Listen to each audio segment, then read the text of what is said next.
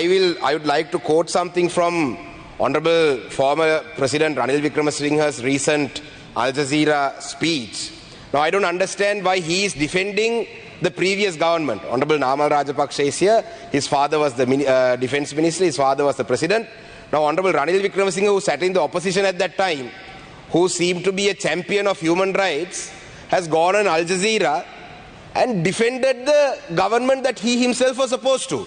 This is precisely the problem in this country. The state will always protect itself. And now this government is no different. This government also is trying to protect itself, the state.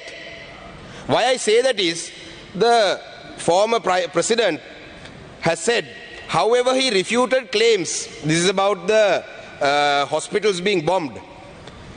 Wickremesinghe acknowledged that aid has been blocked to war victims and that some hospitals has been bombed.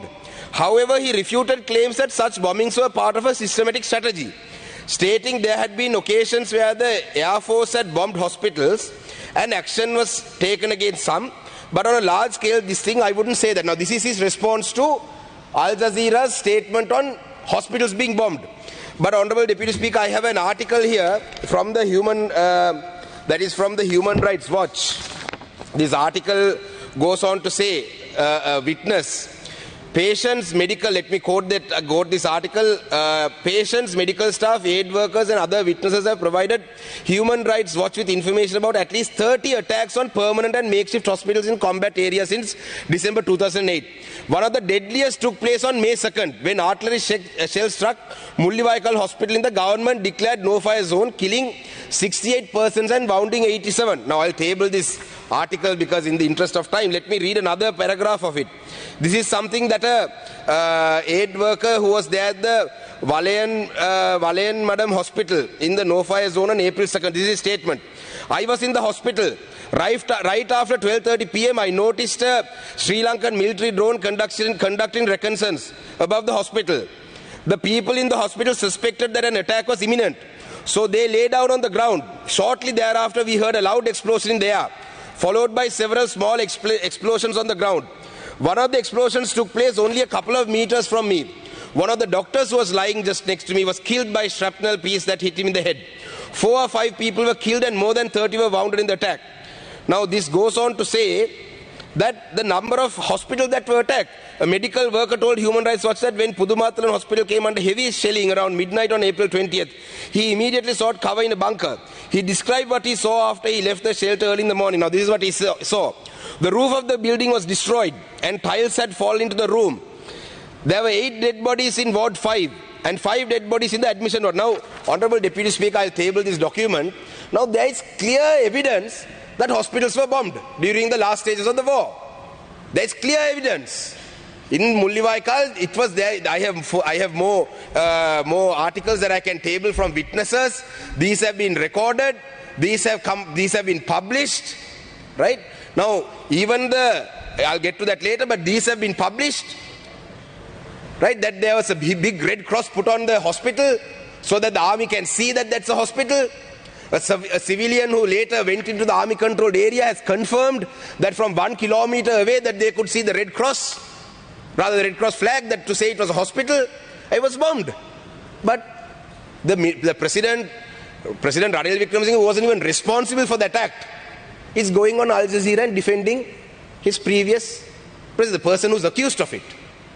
Right? This is the problem in this country. The state will always defend itself. And Honorable Vijitha Herath, the foreign minister, and his government is no different. At least the people of the north and the east never voted for the Rajapaksas because they knew that they will never get justice under their government, which is why they voted for you. The entire northern province voted for you. This is how you repay their faith, the faith that they put in the government. This is how you repay them. Shame on this government. Now let me move on to another matter. Now about torture. Now about torture, because the Batlanda Commission is about torture. Now, Honorable Deputy Speaker, let me bring to your attention a report that JDS has published of 219 torture sites that existed in this country during the war. Now we are speaking about Batlanda Commission. I am all for justice being served on the accused or the perpetrators. but 219 torture sites in Sri Lanka, right? Civil torture sites. So, when are we going to investigate all the atrocities that happen in these torture sites? These are very recent ones. Batlanda is from 89. These are from 2009, 2008, even 2010, 2011. When are you going to investigate these? There is an article that's published on the Hindu. Sri Lankan Tamil men accuse government of torture and rape. Now this is in 2017. Their number of witnesses have come forward and given their statements about how they were tortured, how they were beaten up with plastic poles that were filled with sand, how they were burnt with cigarettes, about the gunsight camp in Trincomalee, about the Joseph camp in Vaunia. You know, the Udalagama Commission, very clearly about the ACF case and about the Trinco case, Trinco 5, Trinco 11 case, they said how the state is responsible. What action have you all taken? So when it comes to the Tamil people, all these commissions, all that you all don't want to talk about. Only about the Batalanda Commission, it has been tabled. I don't see any action being taken against it. ஆயிரக்கணக்கான தமிழ் பெண்கள் பாலியல் துஷ்பிரயோகம் செய்யப்பட்டு கொல்லப்பட்டனர். அனுராதபுரத்திலே அந்த பாலியல் தொந்தரவுக்கு உட்படுத்தப்பட்ட பெண்ணுக்கு நீதி வேணுமென்றதிலே எந்த மாற்று கருத்தும் இல்லை. ஆனால் ஏன் இந்த அரசாங்கமும் சரி, இந்த நாட்டிலே மக்களும் சரி, எத்தனையோ ஆயிரக்கணக்கான தமிழ் பெண்கள் பாதுகாப்பு படையினரால் பாலியல் தொந்தரவுக்கு இல்லாட்டி பாலியல் வன்முறைக்கு ஈடுபடுத்தப்பட்ட எத்தனையோ பேர் இருக்கிறார்கள். இவர்களுக்கு எதிராக எந்த நடவடிக்கையும் எடுக்கிறதுக்கு ஏன் இந்த நாட்டில் இருக்கும் மக்கள் இல்லாட்டி இந்த அரசாங்கம் கொந்தளிக்கவில்லை? இனவாதம் இல்லை என்று சொல்லும் இந்த அரசாங்கம் தான் மிக மோசமான இனவாதிகள். கடந்த காலத்தில் இருந்த அரசாங்கங்கள் தங்களை இனவாதிகளாகவே அடையாளப்படுத்தி கொண்டு தங்களுடைய செயல்பாடுகளை முன்னெடுத்தார்கள். ஆனால் இந்த அரசாங்கம் இனவாதம் இல்லை, இனவாதம் இல்லை, இனவாதம் இல்லை என்று சொல்றார்கள். ஆனால் முழுக்க முழுக்க இனவாதத்தில் ஈடுபடுறார்கள். எப்படி என்று சொன்னால், இந்த நாட்டிலே தமிழ் மக்களுக்கு கிடைக்க வேண்டிய நிரந்தரமான அரசியல் தீர்வை தருவதற்கு மறுக்கிறார்கள். இந்த நாட்டிலே பொறுப்பு கூறல் விடயத்திலே கௌரவ அமைச்சருடைய உரையிலே ஒரு வார்த்தை கூட தமிழ் மக்களுடைய சார்பிலே சொல்லப்படவில்லை. அவருடைய நிலப்பாடை அவர் சொல்லியிருக்கிறார். அண்மையிலே அனுராதபுரத்திலே அந்த நடந்த சம்பவத்தை நாங்கள் வன்மையாக கண்டிக்கிறோம். ஆனால் ஆயிரக்கணக்கான தமிழ் பெண்கள் கொல்லப்பட்டனர், கற்பழித்து பாலியல் வன்முறைக்கு ஈடுபடுத்தப்பட்டு கொல்லப்பட்டனர். அதிலே ஒரே ஒரு உதாரணமாக சொன்னால் இசைப்பிரியா கொல்லப்பட்டது. இசைப்பிரியா உயிரோடு இருந்ததுக்கான ஆதாரங்கள் எத்தனையோ இருக்கின்றது. இசைப்பிரியா உயிரோடு இருக்கிற ஆதாரங்கள் இருந்தது. அதனை தொடர்ந்து இசைப்பிரியாவுடைய காய்களை பின்னால கட்டப்பட்டு அரகுர உடுப்புடன் ஒரு துணியுடன் இருந்த இசைப்பிரியாவை பிறகு ஒரு உடுப்பும் இல்லாமல் இருக்கிறதாக காணொலிகள் வெளியே வந்தது. அப்ப இந்த விடயத்தை பற்றி இசைப்பிரியா ஒரு பெண் இல்லையா? இசைப்பிரியாவுக்கு இந்த நாட்டிலே நீதி தேவையில்லையா? இதிலே let me read this article about Isaipriya. Isaipriya is sitting in a swamp. She is only partly clothed. She looks dazed and confused. There's no clue as to how on earth she got there and why she is all alone. Some speculate that she'd been trying to escape the bloody final showdown. She's helped to her feet and looks completely uninjured. This is an important observation because she was not to remain for so long.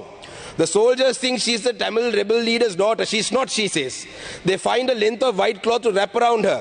It's the same cloth that shrouds her in a photograph Channel 4 news later obtained from a Sri Lankan soldier. In his photograph dated later the same day, 18th May, Isaipriya is dead. Her hands are tied behind her back. Right? There's also now a long jagged cut across her face. That grim footage comprises of the part of the notorious executive video which shows shooting dead. You don't need much of an imagination to figure out what had happened. Right? Now, this Isaipriya, it's very clear that Isaipriya was alive. And she was well and alive. Later, her hands are bound behind her back and she's dead. And very clearly, it shows that she wasn't playing Scrabble. Clearly the people who had her in her captivity didn't play Scrabble with her, they played something else with her. Why is the government not ready to even acknowledge? So if today, 16 years later, if army deserters are accused of rape in broad daylight or at least in a hospital where a doctor is being raped, imagine the amount of gross violations that they would have committed during the last stages of war, when there was no media